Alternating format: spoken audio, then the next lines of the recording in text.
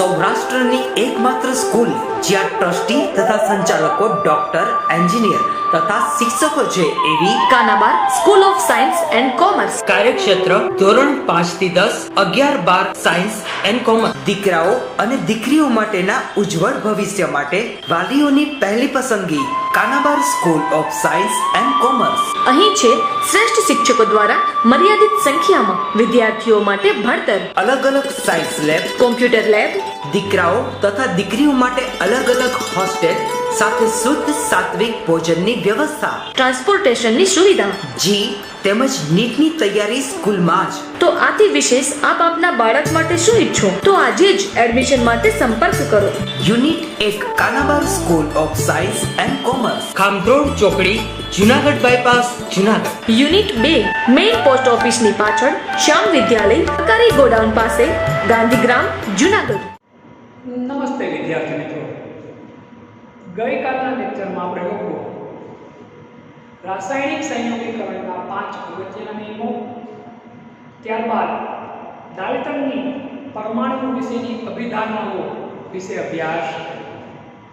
હવે આજે આપણે વધુ એક ખૂબ જ અગત્યનો પોઈન્ટ ભણવાનો છે, જેનું નામ છે પરમાણ્વીય દળ.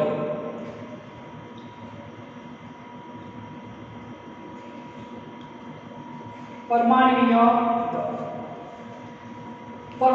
દળ પોઈન્ટ ભણવા પહેલા આપણે એના અગાઉની થોડી માહિતી ભણી લઈએ, એના વિશે થોડી પાયાગત માહિતી ભણી લઈએ, જેથી પરમાણ્વીય દળ, એના પછીનો આગળનો પોઈન્ટ હશે આણ્વીય દળ, સૂત્ર દળ, એ વધુ સહેલાઈથી આપણે સમજી શકીએ. તો એના પહેલા આપણા માટે અગત્યનો પોઈન્ટ છે પરમાણ્વીય ક્રમાંક અથવા તો પરમાણુ ક્રમાંક.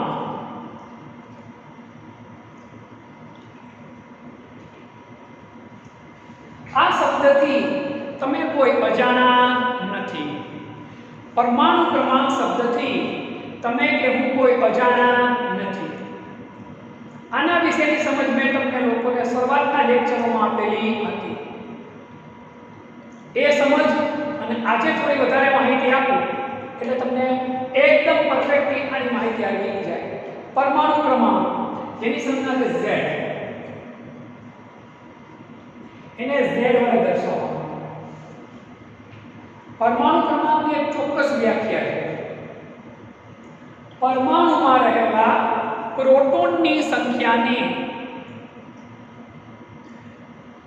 પરમાણુ ક્રમાંક તરીકે ઓળખવામાં આવે છે. તત્વના પરમાણુમાં રહેલા પ્રોટોનની સંખ્યાને તે તત્વનો પરમાણુ ક્રમાંક તરીકે ઓળખવામાં આવે છે. તત્વના પરમાણુમાં રહેલા પ્રોટોનની સંખ્યાને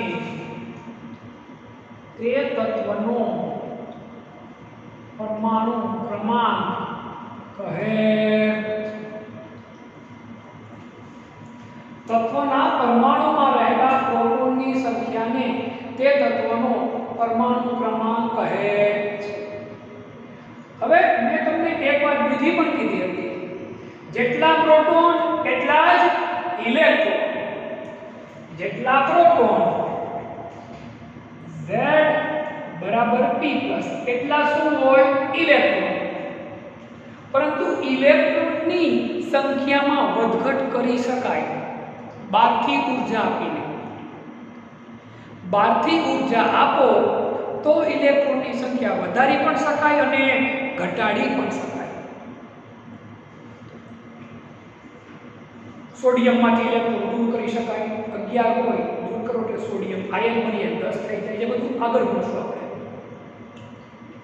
આયનીકરણ એન્થાલ્પી ત્રીજા ચેપ્ટરના પોઈન્ટ. એટલા માટે આપણે ઇલેક્ટ્રોન શબ્દ વાપર્યો નથી. બાકી એમ લખો તો પણ ચાલે કે ભાઈ તત્વના પરમાણુમાં રહેલા પ્રોટોન અથવા ઇલેક્ટ્રોનની સંખ્યાને તે તત્વનો પરમાણુ ક્રમાંક કહે છે. પરંતુ ઇલેક્ટ્રોન શબ્દ આપણે એટલા માટે નથી લખ્યો કારણ કે ઇલેક્ટ્રોનની સંખ્યામાં ફેરફાર કરી શકાય ખરા બહારથી ઉર્જાઓ આપીને, એમને થતો નથી. તો તત્વના પરમાણુમાં રહેલા પ્રોટોનની સંખ્યાને તે તત્વનો પરમાણુ ક્રમાંક હવે આપણે 1 થી 20 તત્વોના નામ આવડે. મારા ખ્યાલ પ્રમાણે તમે બધાએ ભાગા કરી નાખ્યા છે. એમાં મેં તમને 3 વસ્તુ કરાવી. તત્વનું નામ, એની સંજ્ઞા અને એનો પરમાણુ ક્રમાંક.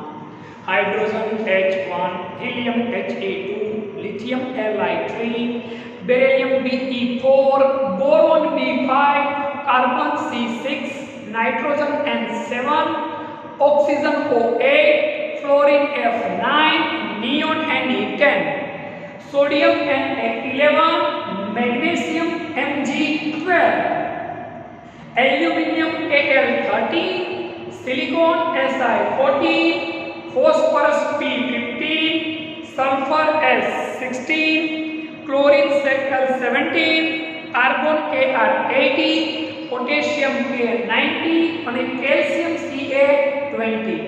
તો આ વસ્તુ મેં તમને જે બાકી કરવાની કીધેલી હતી, જો એ બાકી થઈ ગયું તો આ બહુ સહેલાઈથી આવડી જશે. એક્ઝામ્પલ એક આપણે જોઈએ, મેગ્નેશિયમ Mg. આનો પરમાણુ ક્રમાંક કેટલો છે? તો કે ભાઈ 12. કેટલો છે? 12. એનો પરમાણુ ક્રમાંક 12, એનો અર્થ એમાં પ્રોટોનની સંખ્યા પણ કેટલી હોય? 12. પરમાણુ ક્રમાંક Z12 એટલે પ્રોટોનની સંખ્યા પણ 12. ઇલેક્ટ્રોનની સંખ્યા પણ 12. ખબર પડી ગઈ પરમાણુ ક્રમાંકની માહિતી? પરમાણુ ક્રમાંક એટલે પરમાણુમાં રહેલા પ્રોટોન અને ઇલેક્ટ્રોનની, પ્રોટોન અથવા ઇલેક્ટ્રોનની સંખ્યા. પણ ઇલેક્ટ્રોન આપણે શું કામ નથી લખતા? કારણ કે એની સંખ્યામાં આપણે બહારથી ઊર્જા આપીને શું કરી શકીએ? ફેરફાર કરી શકીએ. તો આ હતી પરમાણુ ક્રમાંકની વાત. બીજું એક્ઝામ્પલ આપણે જોઈએ આનું, પોટેશિયમ K90.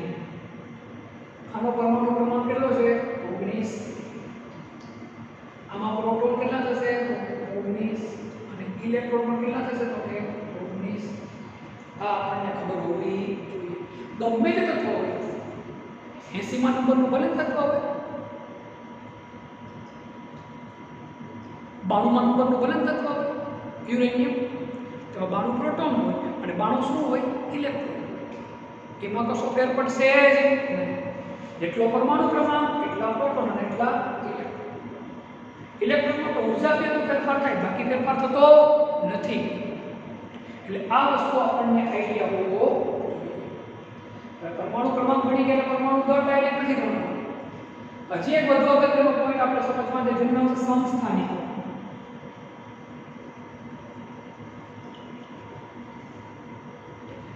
આના વિશે પણ તમે ભૂતકાળમાં નાના ધોરણમાં અભ્યાસ કરી રહ્યા છો. આ સમસ્થાનિકો ખૂબ જ અગત્યનો છે. આના વિશે સાચો અભ્યાસ તમારે બીજા ચેપ્ટરમાં પણ આ પોઈન્ટ અને આના પછીના પોઈન્ટો સમજવા માટે સમસ્થાનિકો આપણા માટે ખૂબ જ અગત્યનો મુદ્દો છે. જોઈએ સમસ્થાનિકોની વ્યાખ્યા આપણે. ભાઈ એક જ તત્વના જુદા જુદા પરમાણુમાં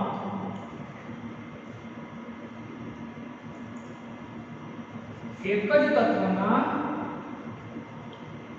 જુદા જુદા પરમાણુમાં, યાદ રાખજો પરમાણુ એક સરખા છે. તત્વના અંદર અનેક પરમાણુ હોય. પરમાણુ કેવા હોય? એક સરખા છે. પણ એક પરમાણુની અંદર પ્રોટોનની સંખ્યા જેટલી હોય એટલી કેટલા પરમાણુ હોય? બીજામાં હોય, ત્રીજામાં હોય. આડી વિગતવાર સમજાવો આઈડિયા. એક જ તત્વના જુદા જુદા પરમાણુમાં પ્રોટોનની સંખ્યા સમાન હોય, પરંતુ જો ન્યુટ્રોનની સંખ્યા અલગ અલગ હોય તો તેને એકબીજાના સમસ્થાનિકો કહે છે. એક જ તત્વના જુદા જુદા પરમાણુમાં પ્રોટોનની સંખ્યા કેવી હોય? સમાન. પરંતુ જો ન્યુટ્રોનની સંખ્યા અલગ અલગ હોય તો તેને એકબીજાના સમસ્થાનિકો કહેવાય. દાખલા તરીકે માત્ર આપણે હાઇડ્રોજનની વાત કરીએ. દાખલા તરીકે હાઇડ્રોજન એનો પરમાણુ ક્રમાંક કેટલો છે 1 એટલે Z બરાબર કેટલા થાય 1 E બરાબર કેટલા થાય 1 ઇલેક્ટ્રોન કેટલા છે 1 હાઇડ્રોજનનો પરમાણુ ક્રમાંક પણ 1 છે અને પરમાણુ ભાર પણ 1 છે કારણ કે હાઇડ્રોજનમાં એક ન્યુટ્રોન આવેલા નથી યાદ રાખજો 118 તત્વમાં માત્ર હાઇડ્રોજન એક જ એવું તત્વ છે કે જેમાં ન્યુટ્રોન આવેલા નથી આ સમજવા માટેનો પોઈન્ટ છે પરીક્ષામાં લગભગ આવે નહીં આવે પણ આપણને ખબર હોવી જોઈએ 118 તત્વોમાં માત્ર હાઇડ્રોજન જ એક એવું તત્વ છે કે જેમાં એક પણ ન્યુટ્રોન આવેલો નથી પરંતુ હાઇડ્રોજનના સમસ્થાનિકની વાત કરીએ હાઇડ્રોજનનું એક સમસ્થાનિક છે ડ્યુટેરિયમ ઉપર લખેલી માહિતી હાઇડ્રોજનનો એક સમસ્થાનિક છે ડ્યુટેરિયમ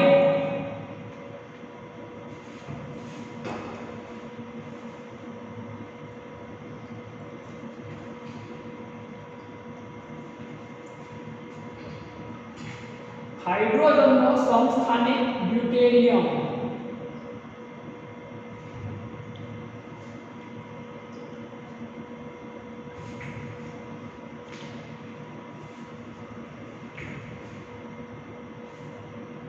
હાઇડ્રોજનનો સમસ્થાનિક ડ્યુટેરિયમ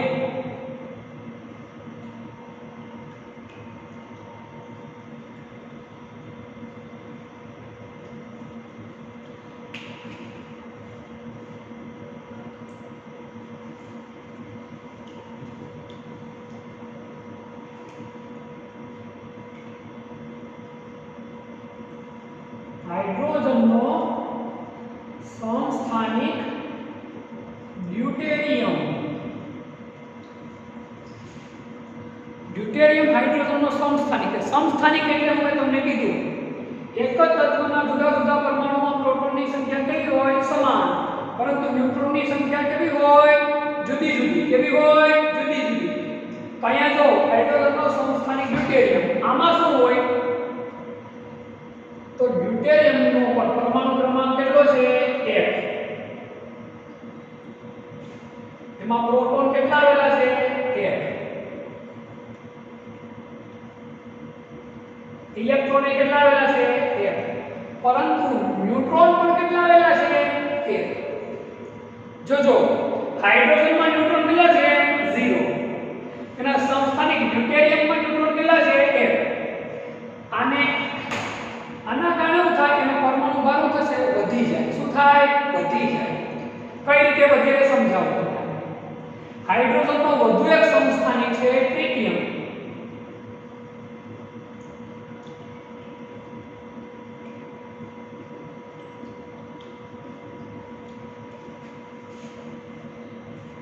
એનો પણ પરમાણુ ક્રમાંક કેટલો છે તો કે 1 એમાં પ્રોટોન કેટલા છે 1 ઇલેક્ટ્રોન કેટલા છે 1 પણ ન્યુટ્રોન કેટલા છે 2 કેટલા છે 2 હવે ડ્યુટેરિયમની બીજી એક સંજ્ઞા છે ડી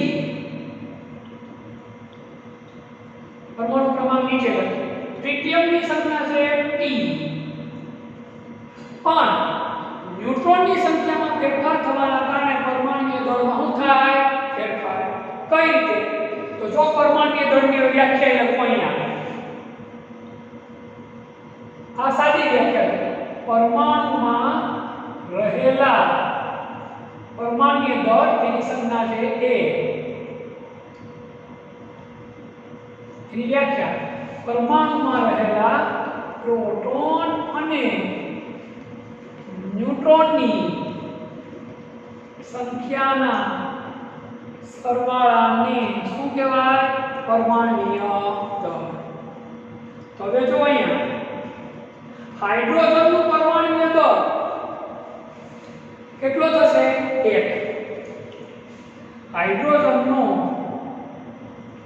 પરમાણુય દળ કેટલો થશે 1 કારણ પરમાણુય દળ એ બરાબર શું છે p n હાઇડ્રોજન માટે જોઈએ આપણે p કેટલા છે 1 ન્યુટ્રોન કેટલા છે 0 એટલે શું જવાબ આવશે 1 પણ હાઇડ્રોજન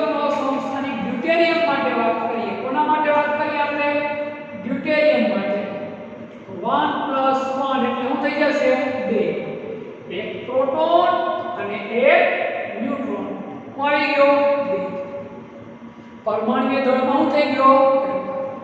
એવી રીતે આપણે ટ્રિટિયમ માટે જોઈએ. પરમાણુય દળને હંમેશા સંખ્યાની ઉપરના ભાગે રાખવામાં આવે. એટલે અહીંયા આપણે 1 લખશું, અહીંયા આપણે 2 લખશું અને અહીંયા આપણે કેટલા લખશું? 3. કઈ રીતે? તો જો a બરાબર 1 પ્લસ 2 ઇઝ ઇક્વલ ટુ 3. તો આના પર સમસ્થાનિકની નવી વ્યાખ્યા મળે. એક જ તત્વનો પરમાણુ ક્રમાંક સમાન. એક જ તત્વના જુદા જુદા પરમાણુઓનો પરમાણુ ક્રમાંક કેવો હોય? સમાન. પરંતુ પરમાણુ ભાર જુદો જુદો, તેને શું કહેવાય? સમસ્થાનિકો. શું કહેવાય? સમસ્થાનિકો. આના સિવાયની બીજી વ્યાખ્યા મળી આપણને. એક જ તત્વના જુદા જુદા પરમાણુના પરમાણુ ક્રમાંક સમાન હોય, પરંતુ જો પરમાણુ ભાર જુદા જુદા હોય તો તેને શું કહેવાય? સમસ્થાનિકો કહે છે. સમસ્થાનિકો કહે છે. આ બધી સમજ તમારે બીજા ચેપ્ટરમાં ભણવાનું થશે અને આ સિવાય તમારે હાઇડ્રોજન ચેપ્ટર એ ભણવાનું થશે નેક્સ્ટ સેમ. ત્યાં પણ આપણે આ બધી વસ્તુનો ફરી પાછો અભ્યાસ કરશું. અત્યારે તો માત્ર મેં તમને બહુ શૈલી અને ઉપર શૈલી માહિતી આપી. આનો ડિટેલમાં અભ્યાસ આગળ તમારે આવશે કે આની માહિતી ક્યાં વૈજ્ઞાનિકે આપી, કઈ રીતે કરીએ. અત્યારે એ પોઈન્ટ લેવાની આપણે જરૂર નથી. અત્યારે તો માત્ર આ વસ્તુ મેં તમને એટલા માટે કીધી કે તમને પરમાણુ દળની સહેલી વ્યાખ્યા આવી જાય કે પ્રોટોન અને ન્યુટ્રોનની સંખ્યાના સરવાળા. અને તમારે સરેરાશ પરમાણુ દળ આના પછી જે જોવાનું થાય એ જોવાની વધારે જરૂરિયાત રહે નહીં. તમે જ્યારે ચોપડી વાંચો ત્યારે સમસ્થાનિક શબ્દ આવે તો તમને એ શબ્દ નવો લાગે નહીં કે ભાઈ આ સમસ્થાનિક એટલે શું, એવું તમને વાંચી અને નવું કંઈ વિચારવાની જરૂરિયાત આપણા માટે ઊભી થાય. તો ફરી એક વાર આપણે નવો પોઈન્ટ ચાલુ કરવાનો તો પરમાણુય દળ. પરમાણુ દળ એની સંખ્યા છે એની એક ચોક્કસ વ્યાખ્યા છે કે ભાઈ પરમાણુમાં રહેલા પ્રોટોન અને ન્યુટ્રોનની સંખ્યાના સરવાળાને શું કહેવાય? પરમાણુય દળ. એની સૂત્ર છે a બરાબર b પ્લસ n0. પણ પરમાણુય દળ ભણતા પહેલા આપણને લોકોએ કયો પોઈન્ટ ભણવો પડે? પરમાણુય ક્રમાંક. જે તમને લોકોને મેં સમજાવ્યું કે ભાઈ પરમાણુમાં રહેલા પ્રોટોનની સંખ્યાને તે પરમાણુનો પરમાણુય ક્રમાંક Z કહે છે. પરમાણુમાં રહેલા પ્રોટોનની સંખ્યાને તે પરમાણુનો પરમાણુય ક્રમાંક Z કહે છે. એ પરમાણુય ક્રમાંક આપણે જોયો કે ભાઈ તમને લોકોને 1 થી 20 તત્વના નામ, સંજ્ઞા અને પરમાણુય ક્રમાંક આવડે. પરમાણુય ક્રમાંક આવડે તમને એટલે તમને પ્રોટોનની સંખ્યા આવડે અને પ્રોટોનની સંખ્યા આવડે એટલે આપણને ઇલેક્ટ્રોનની સંખ્યા આવડે. એવું જરૂર નથી કે દરેક પરમાણુમાં પ્રોટોન અને ન્યુટ્રોન સરખા હોય. અમુકમાં સરખા હોય અને અમુકમાં જુદા જુદા પણ હોય. એક જ સરખા પરમાણુ, એક જ તત્વના જુદા જુદા પરમાણુમાં પણ પ્રોટોનની સંખ્યા તો સરખી જ હોય, પરંતુ ન્યુટ્રોનની સંખ્યા અલગ અલગ હોય. તો એને આપણે બધા ક્યાંના ઓળખાય? સમસ્થાનિકો. કે ભાઈ એક જ તત્વના જુદા જુદા પરમાણુમાં પ્રોટોનની સંખ્યા સમાન હોય, પરંતુ જો ન્યુટ્રોનની સંખ્યા અલગ અલગ હોય તો તેને એકબીજાના શું કહેવાય? સમસ્થાનિકો કહે છે. દાખલા તરીકે હાઇડ્રોજનની વાત કરીએ આપણે. હાઇડ્રોજન છે તો એનો પરમાણુ ક્રમાંક કેટલો છે? 1. એટલે Z બરાબર 1 થાય. એમાં પ્રોટોન કેટલા? 1. ઇલેક્ટ્રોન કેટલા? 1. પરંતુ ન્યુટ્રોન એ કઈ આવેલા નથી. આ શબ્દ ખાસ યાદ રાખજો. હાઇડ્રોજનની અંદર એક પણ ન્યુટ્રોન આવેલો નથી. હાઇડ્રોજનનો પરમાણુ દળ કેટલો થાય? સૂત્ર આ જોઈએ આપણે. A બરાબર P પ્લસ N0. P એક છે, ન્યુટ્રોન કે હાઇડ્રોજનમાં આવેલો નથી.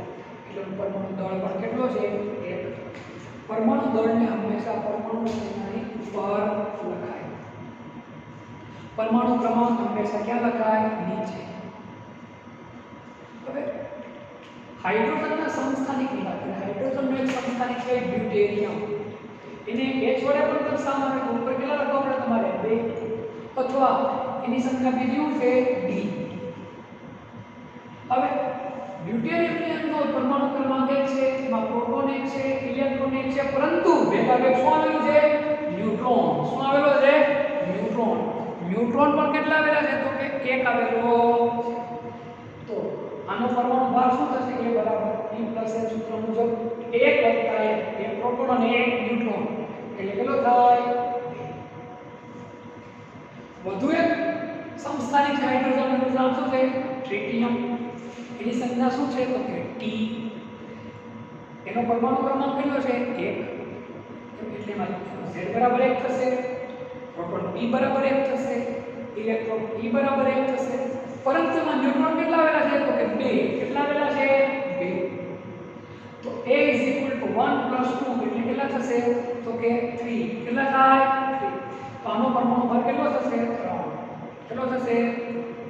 આ આપણને ખ્યાલ હોવો જોઈએ. આ આછી પાતળી માહિતી આવડે તો હવે પરમાણુની દળ આપણે સમજીએ તો આપણે વાંધો આવે નહીં. હવે આપણે મૂળભૂત પાઠનો મુદ્દો પરમાણુની દળ વિશે અભ્યાસ કરીએ. આ આવડે એટલે સહેલાઈથી આવડી જાય.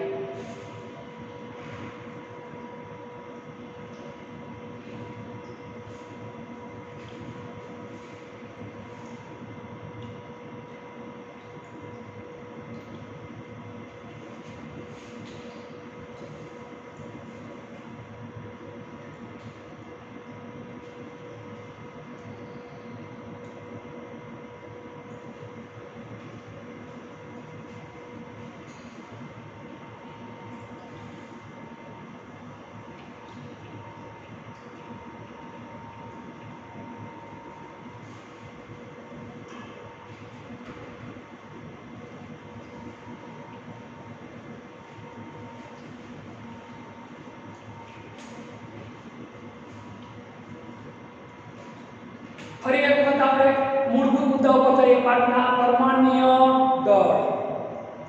પરમાણ્વીય દળ એની સંખ્યા છે 1.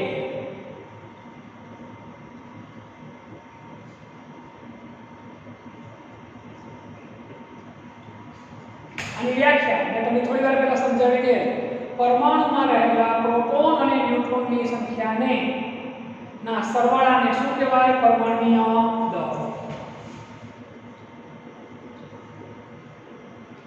પરમાણુમાં રહેલા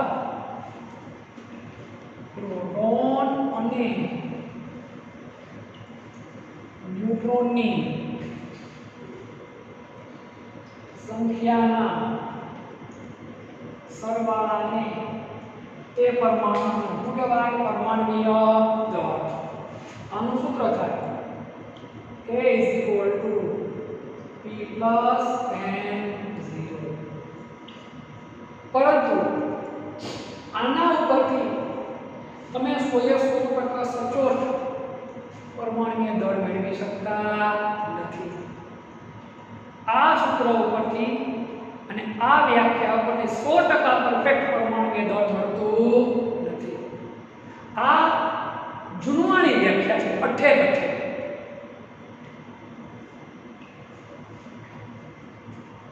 આ રીતે ચોકસાઈપૂર્વક પરમાણ્વીય દળ મળતું નથી. છતાંય વ્યવહારમાં ઉપયોગ આનો જ કરવામાં આવે છે. ચોકસાઈપૂર્વક માપવા માટે દ્રવ્યમાન સ્પેક્ટ્રોમીટર અથવા તો દળ સ્પેક્ટ્રોમિટી નામના સાધનનો ઉપયોગ થાય છે.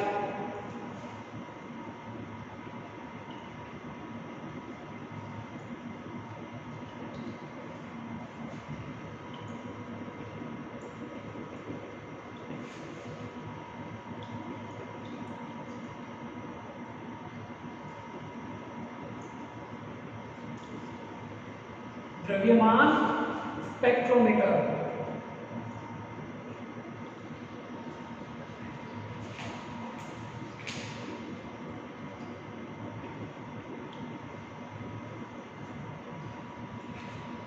આ રીતે ચોક્કસ મૂલ્ય મળતું નહીં. આ રીતે આપણે હાઇડ્રોજનનું મૂલ્ય કેટલું મેળવ્યું હતું? 1. કેટલું મેળવ્યું હતું? 1. 1 પ્રોટોન, ન્યુટ્રોન 0. એટલે કેટલું મેળવ્યું હતું? 1. પરંતુ એ મૂલ્ય કેવું કહેવાય? 100% પરફેક્ટ કહેવાય. 100% પરફેક્ટ મેળવવા માટે કોનો ઉપયોગ થાય? દ્રવ્યમાન સ્પેક્ટ્રોમીટર, દળ સ્પેક્ટ્રોમીટરનો ઉપયોગ થાય. હવે પરમાણુ દળ આપણે જૂની રીત મુજબ મેળવ્યું. હાઇડ્રોજનનું પરમાણુ દળ કેટલું હતું? 1. પણ કોઈ એકમ લીધો હતો નહીં. એટલે આના માટે એક શબ્દ વાપરવામાં આવ્યો AMU. આને શું કહેવાય? એટોમિક માસ યુનિટ. શું કહેવાય? એટોમિક માસ યુનિટ. AMU શબ્દ વાપરવામાં આવ્યો. પરમાણુ દળ કોઈ પણ નક્કી કરો તો પાછળ કયો એકમ લગાડવામાં આવે? AMU. એક AMU કેટલો થાય? તો કે ભાઈ 1.66056 ગુણ્યા 10⁻²4 ગ્રામ. એક AMU એટલે કેટલા થાય? 1.66056 ગુણ્યા 10⁻²4 ગ્રામ.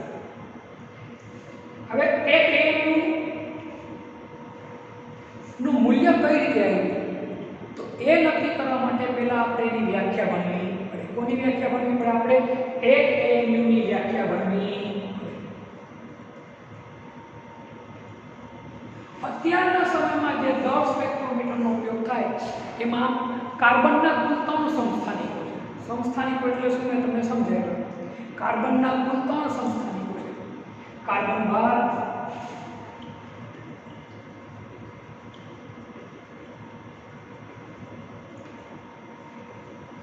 Carbon 13, carbon 14.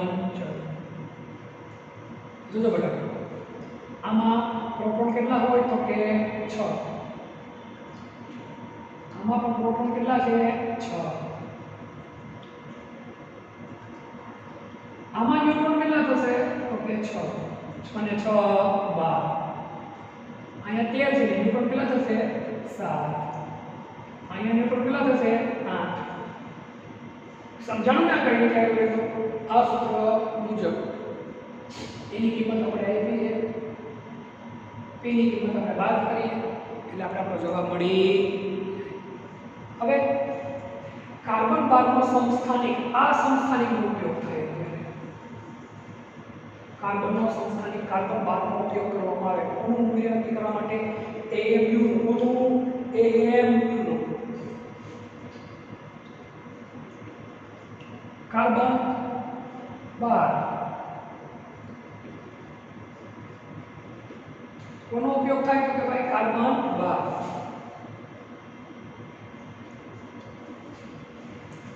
કાર્બન 12 ના દળના 1/12 અંશ જેટલા 1/12 જેટલા ભાગને શું કહેવાય? એક AMU. શું કહેવાય? એક AMU.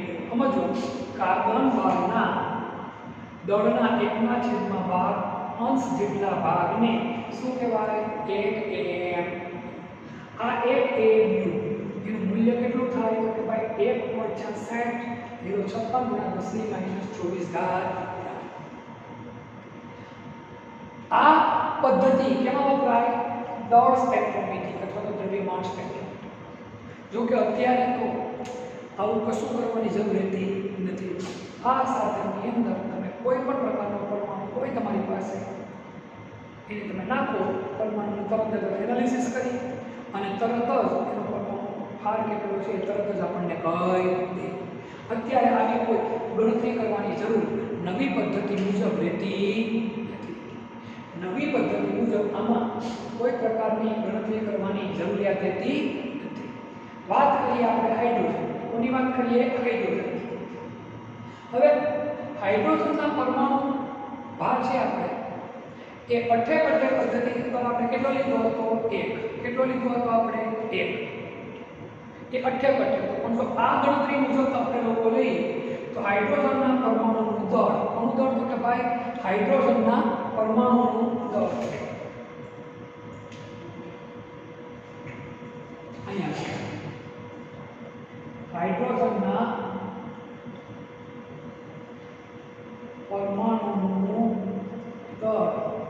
1.36 ગુણ્યા 10⁻24 જે ગ્રામ.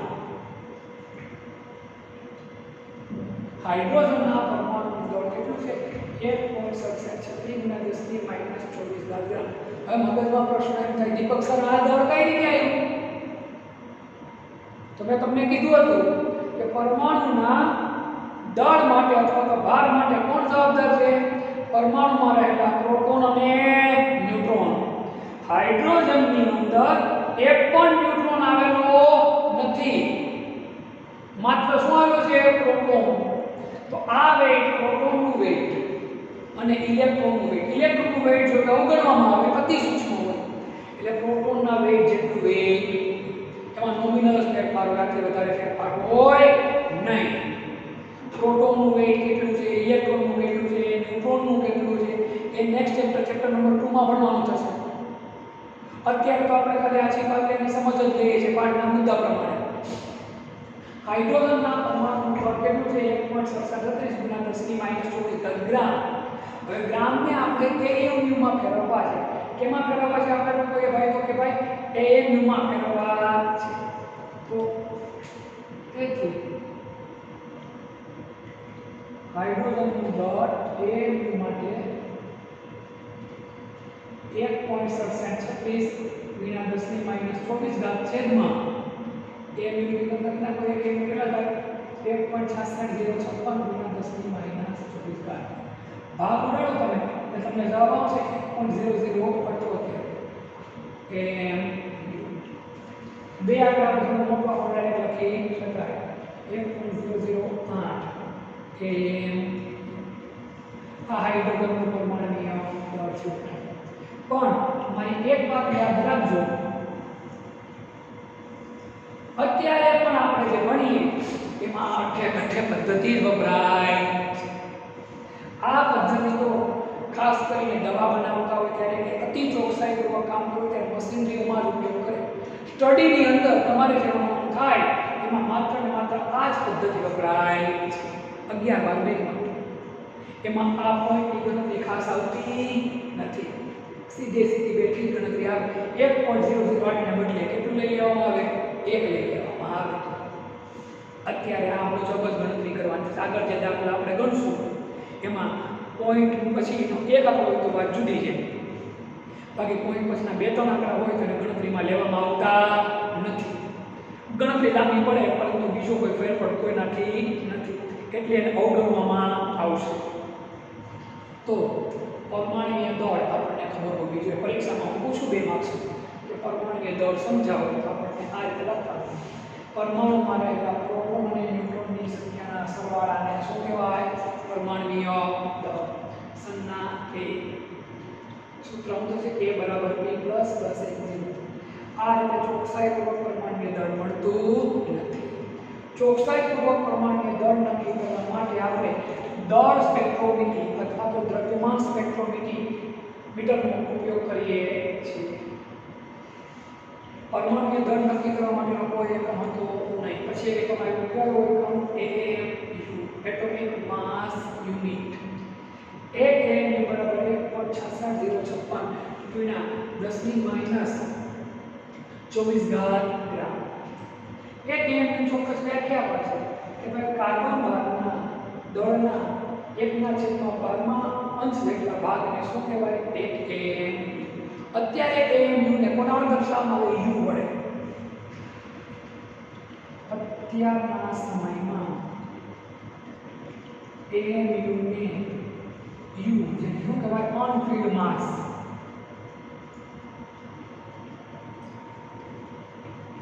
એકમ વડે દર્શાવાય છે. અત્યારે તમે AMU ને બદલે હું લખો તો ચાલે, U લખો તો સાચું, AMU લખો તો એ ખોટું નથી, U લખો તો પણ ખોટું નથી. આગળ આપણે જુદા જુદા સંયોજનોના પરમાણુ ભાર શોધશું, આપણે અણુભાર ગોતશું અને દાખલામાં આપણે આ વસ્તુ ગણશું. અહીંયા AMU ને બદલે તમે 1.008 U લખો તો પણ ખોટું પડે નહીં, સાચું જ પડે. આટલી માહિતી આપણે લખી નાખવાની. આ લખવી લખો, વધુ અગત્યનું નથી. બરાબર? આટલા ની પૂછવામાં એટલી બધી આપણે જવાની અત્યારે જરૂરિયાત રહેતી નથી, કારણ કે આગળ અભ્યાસમાં સીધા બેઠા આ સૂત્રો આપણે વાપરશું. આ સૂત્રો ખાસ વાપરવાના થતાં આપણે વધારે નથી. જોઈ લો, લખી નાખો, અને છતાંય આઈડિયા ના આવે તો આપણે રૂબરૂ મળશું ત્યારે વધારે વિસ્તૃતમાં એના ઉદાહરણથી સમજવાનો પ્રયત્ન કરશું. અને સ્ક્રીનશોટ લેવું તો એટલે પછી લખી નાખો.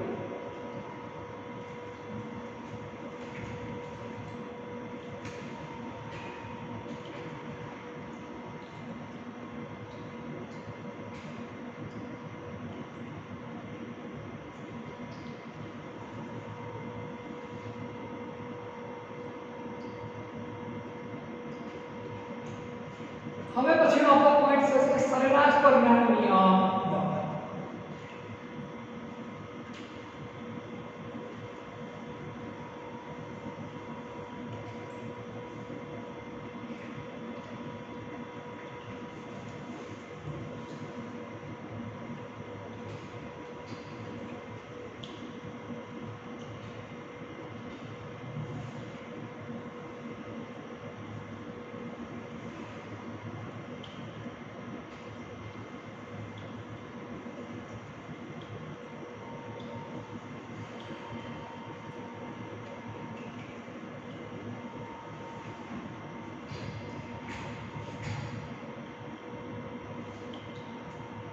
હવે પછીનો આપણો પોઈન્ટ થશે સરેરાશ પરિમાણીય દળ. તો બેટા આમાંય કોઈ પ્રકારનું વધુ ડિટેલમાં ઉતરવાની આપણે જરૂરિયાત મને જણાતી નથી. સરેરાશ પરિમાણીય દળ કોના માટે વપરાય? સમસ્થાનિકો માટે. કોના? સમસ્થાનિકો. જે તત્વોના સમસ્થાનિકો આવેલા હોય એના પરિમાણીય દળ સીધા ડાયરેક્ટ નક્કી થતા નથી. કારણ કાર્બનની વાત કરીએ આપણે તો કાર્બન 12, કાર્બન 13 અને કાર્બન 14. આનો પરમાણ્વીય દળ નક્કી કઈ રીતે? આના અલગ હોય, આનું પરમાણ્વીય દળ અલગ હોય અને આનું પરમાણ્વીય દળ કેવું હોય તો અલગ હોય. તો આના આપણે સરેરાશ પરમાણ્વીય દળ નક્કી કેમ કરવું? તો કુદરતમાં આ ત્રણેયના પ્રમાણ નક્કી કરવા પડે. કુદરતમાં આ ત્રણેયના પરમાણુ ક્રમાંક તમે નક્કી કરો, પ્રમાણ નક્કી કરો. દાખલા તરીકે આનું પ્રમાણ છે કુદરતમાં 98.892% છે. આનું કુદરતમાં પ્રમાણ 1.108% છે અને આનું કુદરતમાં પ્રમાણ 2 × 10⁻10 છે. આનો પરમાણુ ભાર કેટલો લીધો આપણે? 12. આનો કેટલો લીધો? 13. આનો કેટલો લીધો? 14. સરેરાશ કાઢો તો 12 પોઈન્ટ સમથિંગ થાય છે. 12.0 જેટલી. તો આને શું કહેવાય? સરેરાશ પરમાણ્વીય દળ. પણ હું તમને હજી કહું છું, પરમાણ્વીય દળ માટે આપણે આ જ વસ્તુ યાદ રાખવાની છે. પરમાણુમાં રહેલા પ્રોટોનની સંખ્યા અને ન્યુટ્રોનની સંખ્યાના સરવાળાને શું કહેવાય? પરમાણ્વીય દળ. પરમાણુમાં રહેલા પ્રોટોનની સંખ્યા અને ન્યુટ્રોનની સંખ્યાના સરવાળાને શું કહેવાય? પરમાણ્વીય દળ ના નામે ઓળખવામાં આવે છે. તે જ વ્યાખ્યા ઉપર આપણે આગળ હાલવાનું થાય. આની વધારે જરૂરિયાત રહેતી નથી, કારણ કે એવરેજ મૂલ્ય જે વધારે સ્થાયી હોય એનું પ્રમાણ ઘણું બધું ઊંચું હોય, નજીક જ હોય. આનું બધાનું મૂલ્ય કોઈ નજીક છે 12ની. આ મૂલ્ય અગત્યનું ક્યારે? કાંઈ તમે એવા ખાસ પ્રકારના સંશોધનો કરતા હોય ત્યારે. પણ 11-12ના લેવલમાં તમારે એ વસ્તુ આવતી નથી વધારે. એટલે આપણે સાદું ગણિતિક સૂત્ર સમજશું તો આપણે સહેલાઈથી આવડી જશે વસ્તુ. અને એ રીતના જ આપણે દાખલા આગળ ગણવાના થશે 12મા ધોરણની અંદર. હવે વધુ એક અગત્યનો પોઈન્ટ આપણો આણ્વીય દળ. વધુ એક આપણો અગત્યનો પોઈન્ટ આણ્વીય દળ.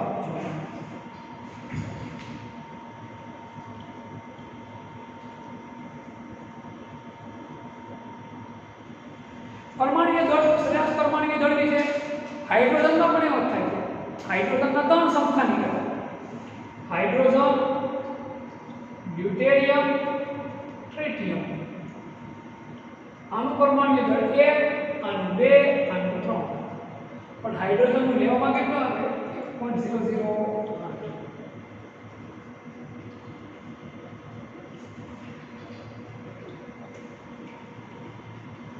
આપણે જે પરમાણુ દળ સમજીએ એ કોઈ છે સરેરાશ. કોના માટે આ સરેરાશ પરમાણુ દળ હોય બતાવો? મારી વાત સમજો. આ સરેરાશ પરમાણુ દળ કોને લાગુ પડે? માત્ર સમસ્થાનિકોને જ. કોને લાગુ પડે? આપણે માત્ર ને માત્ર સમસ્થાનિકોને જ સરેરાશ પરમાણુ દળ લાગુ પડે. બીજા કોઈને લાગુ પડતું નથી. બાકી તો પરમાણુ દળ ફિક્સ છે.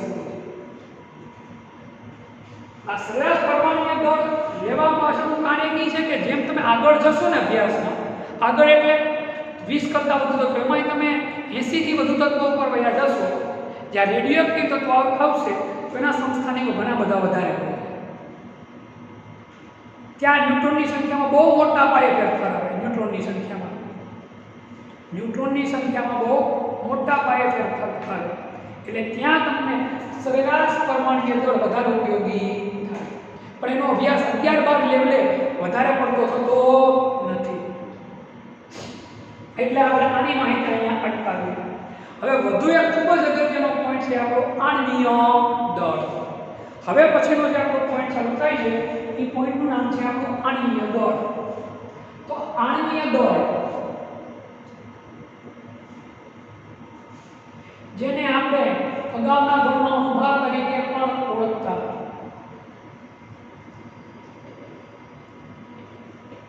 આ અગાઉના ધોરણમાં ભણી ગયા છે આપણે અને ખૂબ જ સહેલો પોઈન્ટ છે. એટલે હવે આ પોઈન્ટ ઉપર આપણે અભ્યાસ કરવાનો થાય છે, જે આપણે નેક્સ્ટ લેક્ચરની અંદર કરશું.